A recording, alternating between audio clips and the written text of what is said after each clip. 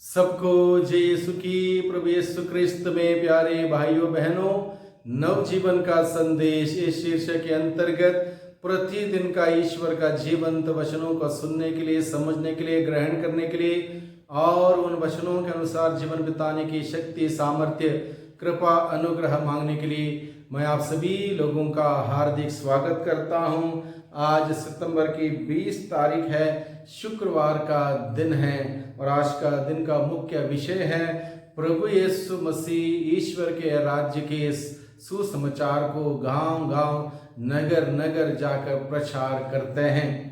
प्रभु यीशु ने अपने शिष्यों के पास जाके शिष्यों के पास बुलाकर कहा, मुझे स्वर्ग और पृथ्वी पर पूरा का पूरा अधिकार मिला है, इसलिए तुम लोग जाकर सब राष्ट्रों को शिष्य बनाओ और उन्हें पिता, पुत्र और पवित्र आत्मा के नाम पर बपतिस्मा दो। ये आदेश प्रभु ने अपने शिष्यों को दिया, सभी जगहों पर जाने के लिए, ईश्वर का राज्य का प्रचार प्रसार करने के लिए, लोगों को यीशु के शिष्य बनाने के लिए और उन्हें पिता, पुत्र, पवित्र आत्मा के नाम पर बपतिस्मा देते हुए प्रभु का जीवन जीने के लिए निमंत्रण देने के लिए प्रभु ने गांव-गांव अपने शिष्यों को भेजा।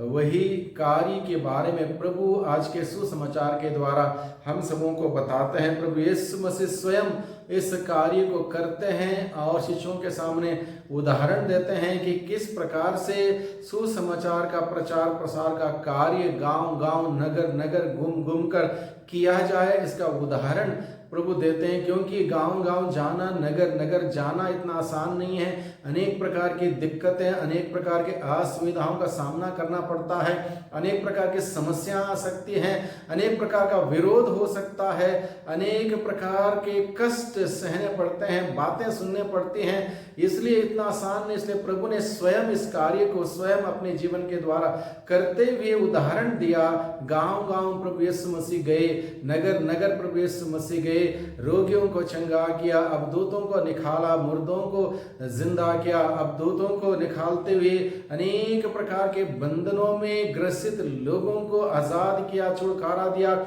इस प्रकार से ईश्वर का राज्य का प्रचार प्रसार किया। ईश्वर का राज्य खाने पीने का नहीं है, बल्कि पवित्र आत्मा द्वारा प्रदत्त आनंद का विषय है। और इसलिए प्रभु यीशु मसीह ने लोगों को आनंद का संदेश दिया, खुशियों का संदेश दिया, आजादी का संदेश दिया, जीवन का संदेश दिया, सबों को हर प्रकार के बंधनों से आजाद करते हुए नया जीवन का संदेश प्रभु यीशु ने दिया। वही संदेश देने के लिए प्रभु अपने शिष्यों को बताते हैं और आज के दिन में हम सबों को भी यही संदेश को आगे बढ़ाने के लिए प्रभु ने चुना है, प्रभु ने बुलाया है कि हम इस महत्वपूर्ण जिम्मेदारी को कभी ना भूलें। यद्यपि हम सभी अपने अपने काम धाम में व्यस्त रहते हैं, हमारे अपने अपनी जिम्मेदारियां हैं, परिवार को लेके परिवार की जिम्मेदारी है, और कोई व्यक्ति अपने परिवार के लिए काम धाम करता है, उसको वहां पर काम करने की जगह पर जिम्मेदारी है, कलीसिया में जिम्मेदारी है। साथ ही साथ प्रभु ने ये जिम्मेदारी हम सभी लोगों को दी है जिन्होंने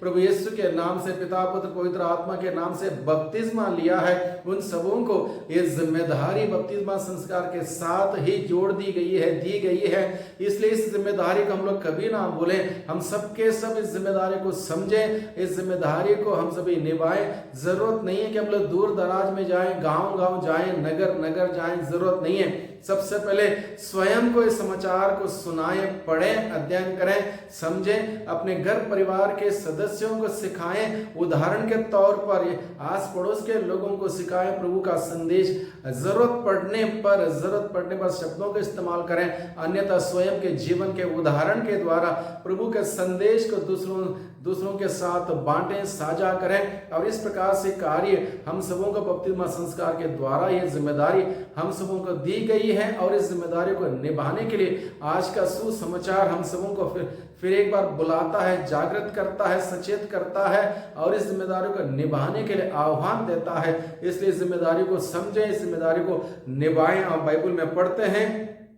12 प्रेत उनके साथ थे और कुछ नारियां भी प्रभु के साथ प्रभु के कार्यकलाप में शामिल हुए थे। और आज भी बहुत सारी नारियां प्रभु के सुसमाचार का प्रचार प्रसार करने के लिए अपना जीवन अर्पित कर चुके हैं। बहुत सारे नारियों ने अपना जीवन प्रभु के लिए, प्रभु के सेवा के लिए, सुसमाचार के लिए समर्पित किया है। आज के दिन में हम सभी लोगों के लिए प्रभु से प्रार्थना करें, उनके अंदर जो जुनून, जो उत्साह लेकर वो आए थे उसी को कायम रखें और उसके अनुसार आगे बढ़े। प्रभु का कार्यों को करें, प्रचार प्रसार का कार्य वो करते रहें, चाहे जो भी माध्यम से करते रहें। इस प्रकार से जो बाइबल में हम पढ़ते हैं, जो स्त्रियों ने योगदान दिया, वही योगदान आज के दिन में हम सभी लोग दे सके। हर एक व्यक्ति, चाहे हम जो भी हो, जो भी पद पर हो, जो भी प्रतिष्ठा पर हो, प्रभु के कार्यों को करने के लिए कभी पीछे ना हटें, बल्कि हमेशा आगे बने रहें। जिस प्रकार से कहीं स्त्रियों का नाम आज के सुसमाचार में उल्लेख किया गया, हेरोद की, करिंदा सूसा की पत्नी यूहन्ना, सुजाना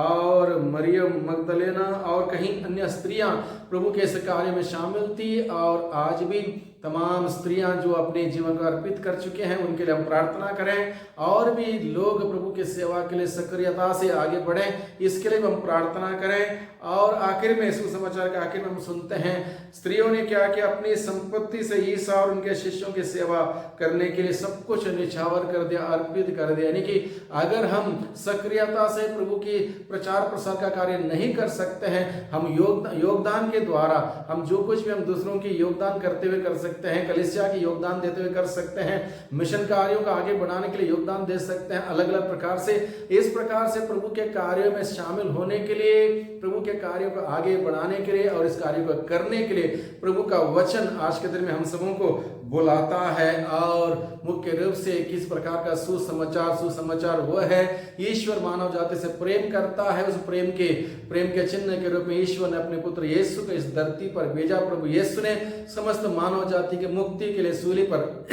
मरते हुए अपनी जान कुर्बान कर दी, मृत्यु को हराकर पुनर्जीवित हुए और पुनर्जीवित यीशु पर हम अपना विश्वास प्रकट करते हैं। जैसे कि आज के पहले पाठ में बताया गया है, प्रभु यीशु मसीह जब मुर्दों में से जी उठे, वो स्वर्ग गए, ईश्वर के दाहिने विराजमान हैं और हम सबों को वहां पर जाने के लिए पिता से निरंतर मध्यस्थ प्रार्थना करते हैं। इस बात का सुसमाचार हम फैलाएं ताकि हर कोई व्यक्ति स्वर्ग की ओर अपनी दृष्टि लगा के रखें, उसके अनुसार उसको प्राप्त करने के लिए जीवन बिताएं और एक दिन स्वर्ग प्राप्त करने वाले बने। इस प्रकार का जीवन बिताने के लिए आज के दिन में विशेष रूप से प्रार्थना करें। प्रभु का संदेश हम सबों ने सुना है, ग्रहण किया है, उस संदेश के अनुरूप जीवन बिताने की शक्ति, सामर्थ्य, कृपा, अनुग्रह हम सभी मांगे, क्योंकि यह हम सबों के लिए बहुत ही जरूरी है। समय की मांग है सुसमाचार का प्रचार करना। और भले आज के दिन में माहौल नहीं है सुसमाचार का प्रचार करना, इसलिए हम शब्दों को भले इस्तेमाल ना करें, हमारे जीवन के उदाहरण के द्वारा, अच्छे उदाहरण के द्वारा